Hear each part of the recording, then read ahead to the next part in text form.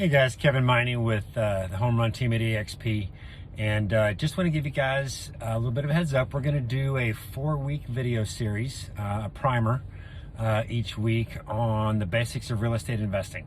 Those 4 are going to be traditional rental property, short-term rental property, which is the VRBOs, the Airbnbs, flipping, and the 4th week will be creative ways to finance these kinds of transactions. So week 1 this week, we're going to talk about traditional rental property. When I say traditional, what I mean is that the tenant or the person leasing the property is usually going to sign a lease for at least 6 months, could also be a year or 2 years, but it's a longer term individual tenant as opposed to having multiple tenants over a short term with a short term rental. So the way that game is played is ideally is you want to have multiple properties. Each property, what you'd like to do is cash flow $400 to $500 a month to start. So what that means is you've got your mortgage payment, you've got taxes, insurance, a little bit of money for upkeep.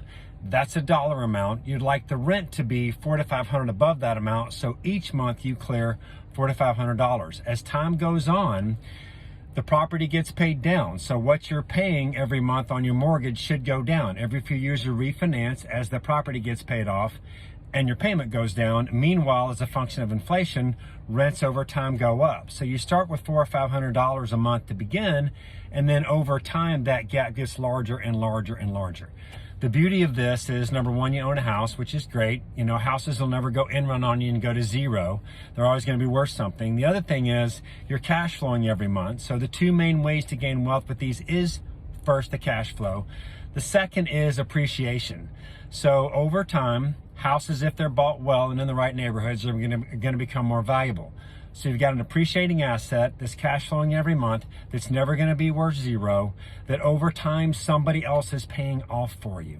So again, every month you get a rent check, you use part of that rent check to pay your note, so somebody else is buying the house for you. That's the basics. If you have questions, want to dive deeper, happy to do that. Call us here at the Home Run Team, reach out, follow us on Facebook, and we'd be happy to have coffee with you, have a meal with you, and walk through the details of this, but that's kind of a flyover.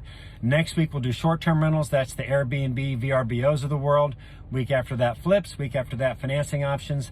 Look forward to seeing you guys next week. If you have any questions, always feel free to reach out. Talk to you guys soon.